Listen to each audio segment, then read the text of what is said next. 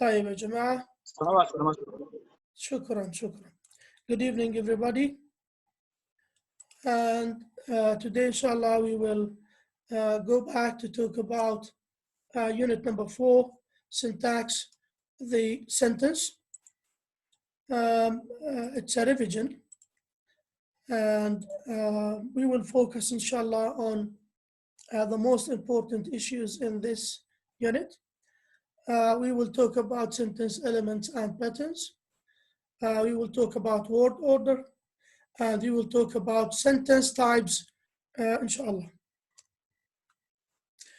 We will start with sentence elements and patterns. Let's start with English. If you remember, we said that according to the number of clauses, we have two types of sentences in English. We have the simple sentence and the complex sentence. Again, according to the number of clauses, we have two types of sentences in English. We have simple sentence and we have complex sentence. You know, we have another type of sentences, which is compound sentence. Compound sentence consists of two simple sentences. Compound sentence consists of two simple sentences, and a complex sentence consists of two clauses, subordinate clause and main clause, or dependent clause and independent clause. A complex sentence could be coordinated. It was so dark in the cave, so we lit some candles. Or subordinated, such as conditional sentences. Also, we have concession sentences that start with although, despite, in spite of, and so on. And causes sentences, sentences that start with because, since, as. If you work hard, you can achieve your goal. Here, simple sentence, you know the simple sentence, it has one subject, one verb, and one thought, one idea. Now, we will talk, inshallah, about the declarative sentence, simple declarative sentence. In this unit, inshallah, we are going to talk about simple declarative sentence, which can be described in terms of the following 5 elements. Number 1, the subject, the verb, the object. We have two types of objects. We have direct object and we have indirect object. Complement, we have two types of complement. We have subject complement and object complement. And finally, adverbial. And we have two types of adverbial sentences. We have adverb of time and adverb of place. Let's start with the subject. Now, every sentence in English must have a subject. A subject is a must. The subject is the doer of the action, is the one who does the action, all right? Sometimes they call it the agent. The agent, the doer of the action, all right?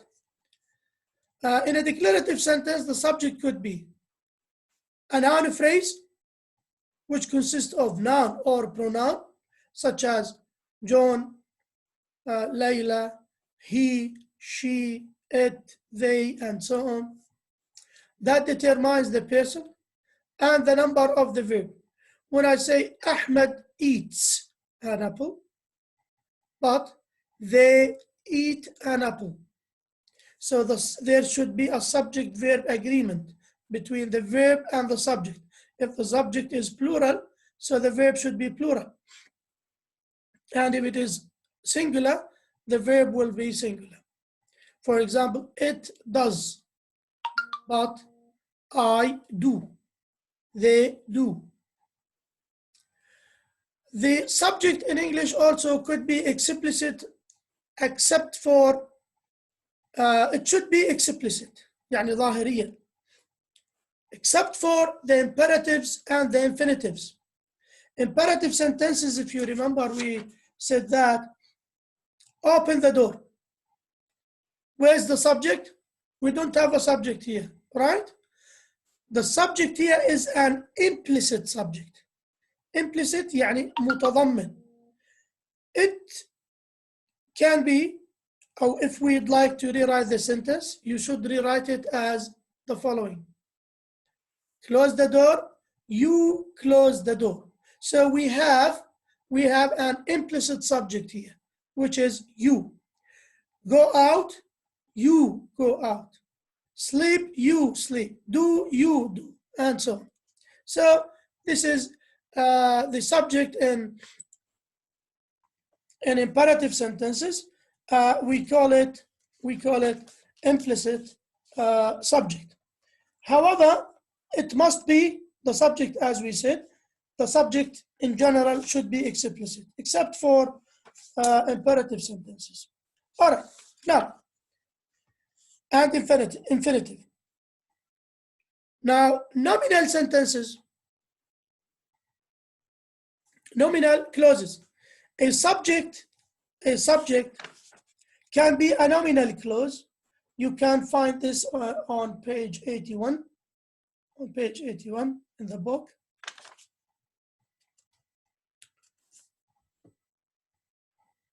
Number one, that clause. That he retired at this age astonished us all.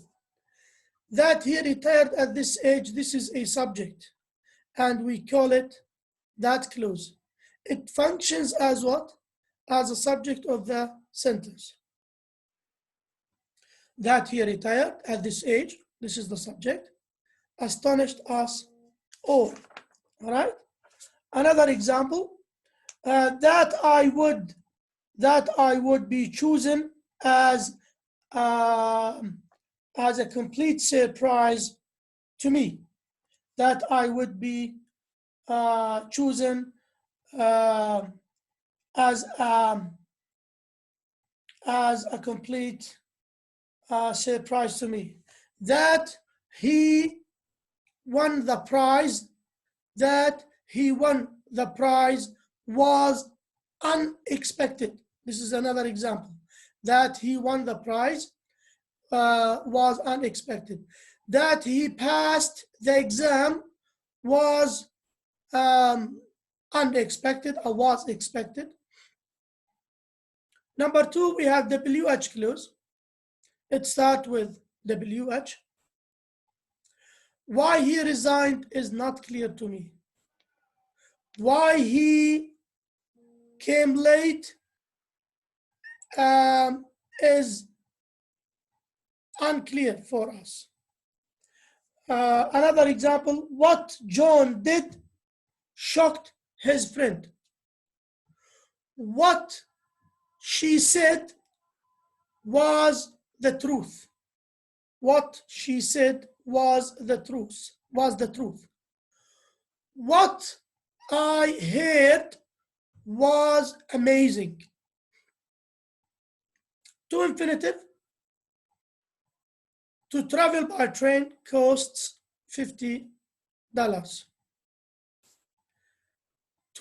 To meet the professor, to meet the professor, call or send an email. Another example on to infinitive, to eat or to buy this meal costs you $10, for example. Verb ing, we call it gerund. Typing all these reports costs a lot of money. Swimming in this pool is dangerous. Smoking in this place is prohibited. Writing on walls is not allowed. Arriving on time is a must. So we have so many examples. So the subject could be a noun phrase, noun or pronoun, and the subject in English must be explicit, except for two cases, imperatives and infinitives here. To travel by train. To travel by train here, where is the subject? يعني you, if you would like to travel by train, it will cost you $50.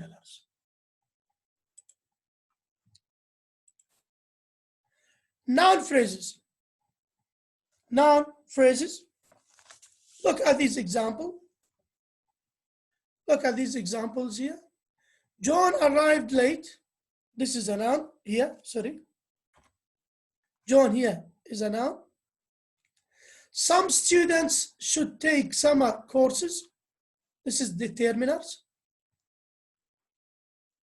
Nobody attend the meeting. This is a pronoun. Nobody, nowhere, somebody, someone, something, and so on. We thought that the teacher would be absent. We here, the subject is a pronoun, and the object here is a noun. It is snowing. Here, it is an empty subject. We call it empty subject or empty pronoun. Now, we should note that every sentence must have an explicit subject, as I said before, except for the imperative sentences and the infinitive form of the verb. Go out. The second person pronoun you is understood in the subject. You go out. Has John left? In questions, if you look at the verb, John has left. If we'd like to make a question, we should do subject verb inversion. Subject verb or subject verb inversion here. We have has John left. Has John left. So we move has, the auxiliary verb, to the beginning of the sentence. Then we place the subject, then the verb. We learned to type. The subject of the infinitive has been omitted, but can be understood as we. We learned to type. We learned how to type. Here we can understand the subject to type. It is understood that here we have, or the subject here is we. In English, you can't say we learned, we typed. This is two sentences, Sheikh. This sentence consists of two sentences, but you cannot split them unless you have a comma. We learned, comma, we type. But here it's ungrammatical because we learned what? It's incomplete sentence. So together we learn to type. It will be as a whole sentence, but it is understood that if we'd like to split them, we have two sentences, and the subject here is we. The subject of the passive, I think the majority of you are aware of the passive sentence corresponds to the object of the corresponding active sentence. Now, the object of the sentence will be the subject in the passive. For example, John wrote 2 letters. If you'd like to transfer it from active into passive, or to change from active into passive, here the subject of the sentence will be the object of the first one. 2 letters. 2 letters. This is the object. The object of the active sentence, but it becomes the subject of the passive sentence. Were written by John, and we place the agent at the end of the sentence. And why do we use passive? We use passive when the subject is unknown, when the subject is unimportant, when the focus is on the object or on the action rather than on the doer of the action.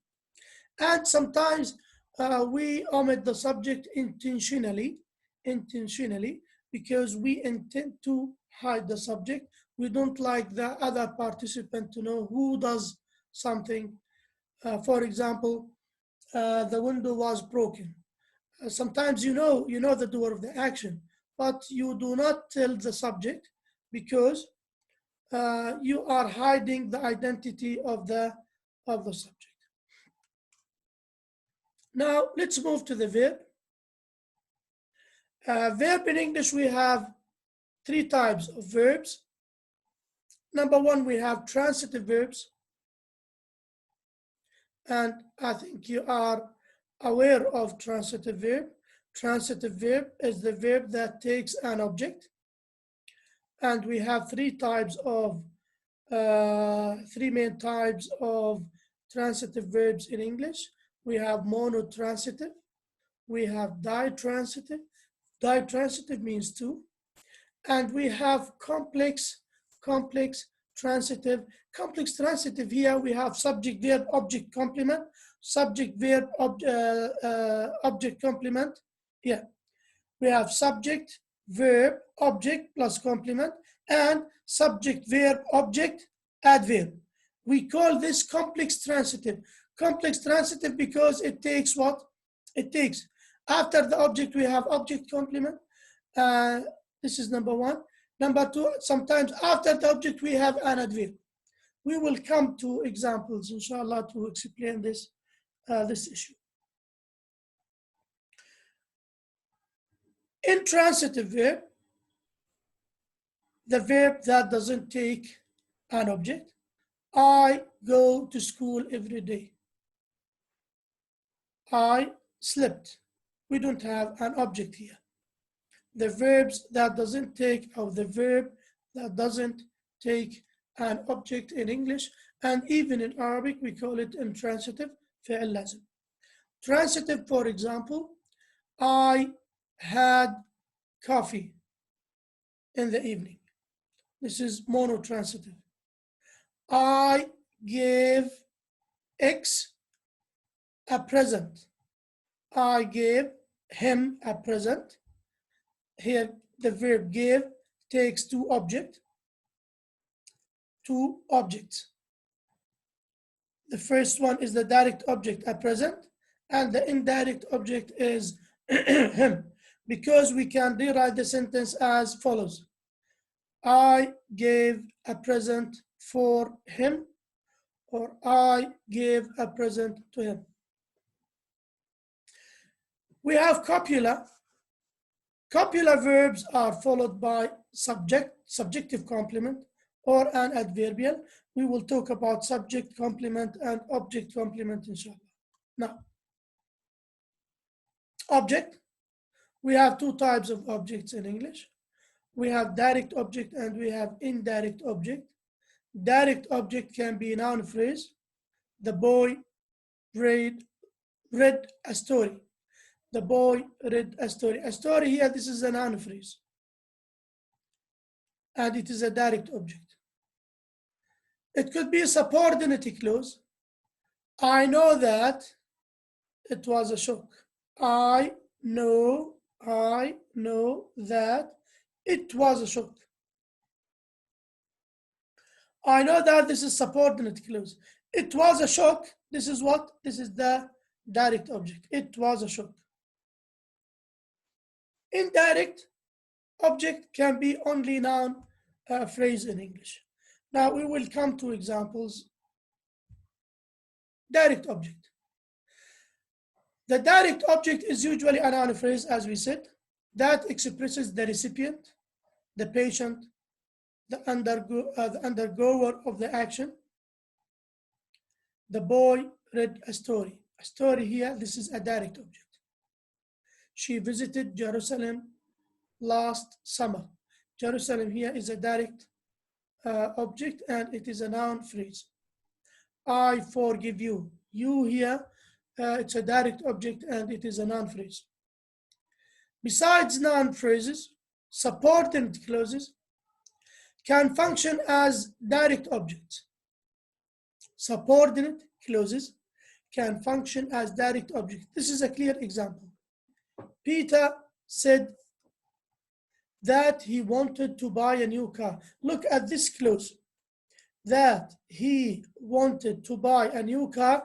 This is a direct object. Do you remember we said that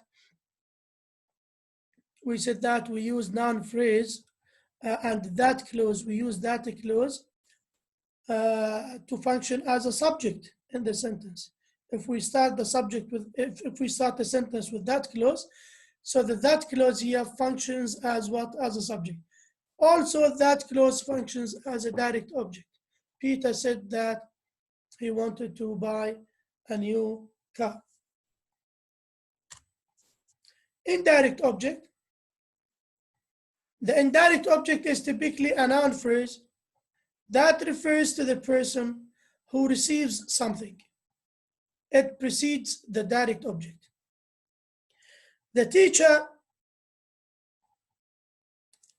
gave the students the exam paper, the exam papers. Now, the teacher gave the students the exam papers. The direct object here is what? Is the exam papers. And the indirect object is the students. So I can rewrite the sentence as follows. The teacher gave the exam papers to the students or for the students. Now, this is the direct object and this is the indirect object. So the indirect object can be represented as a prepositional object.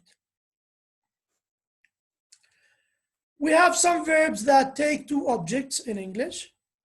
You should keep them. Teach, make, give, lend, show, get, ask, owe, wish, read, offer, promise. These verbs, you can find them on page 82. These verbs take two objects. Two objects. Now, if the two objects happen to be pronouns, if the two objects happen to be pronouns, if the two objects happen to be pronouns, the direct object,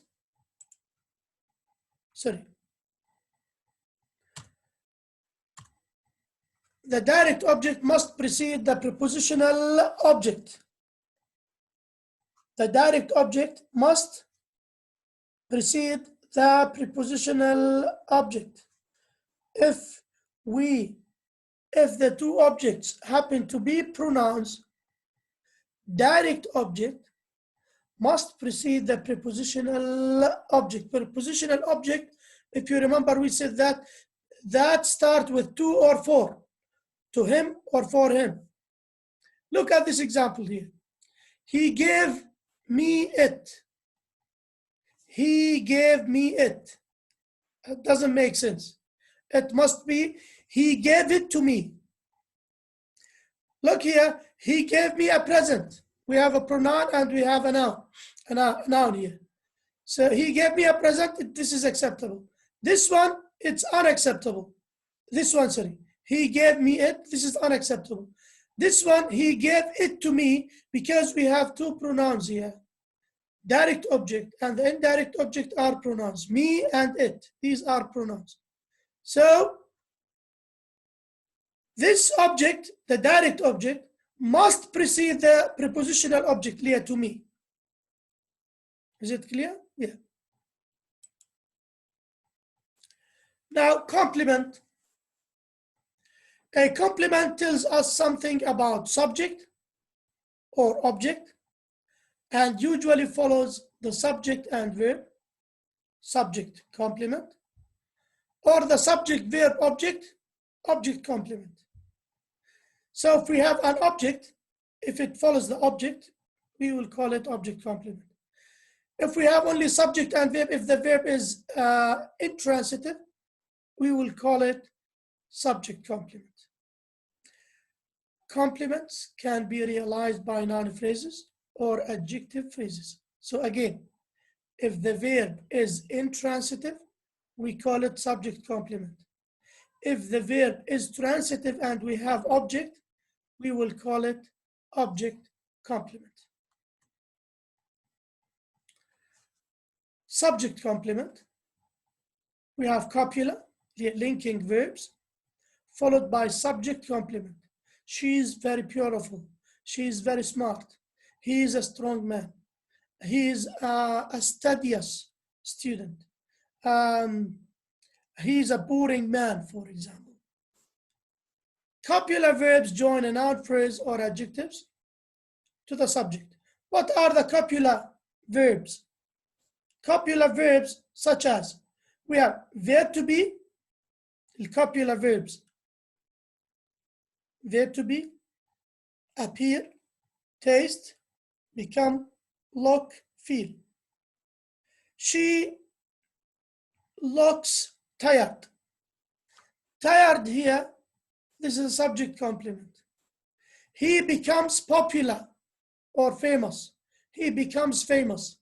Famous, this is an adjective, and it is a subject complement. It tastes delicious. It tastes delicious. Delicious here, subject complement. She appears sad. She appears sad. Sad here, this is what? Subject complement. Now, subject complement can be noun phrase. My brother is an engineer. An engineer here, this is what? This is a subject complement. It could be an adjective. John is very famous.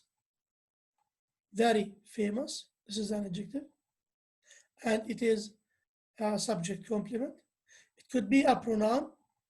This car is ours. Ours here.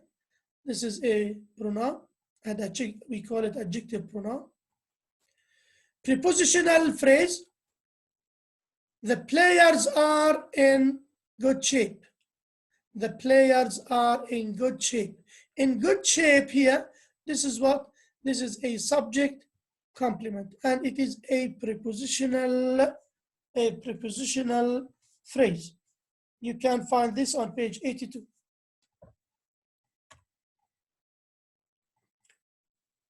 Object complement. Object complement follow the direct object of the sentence.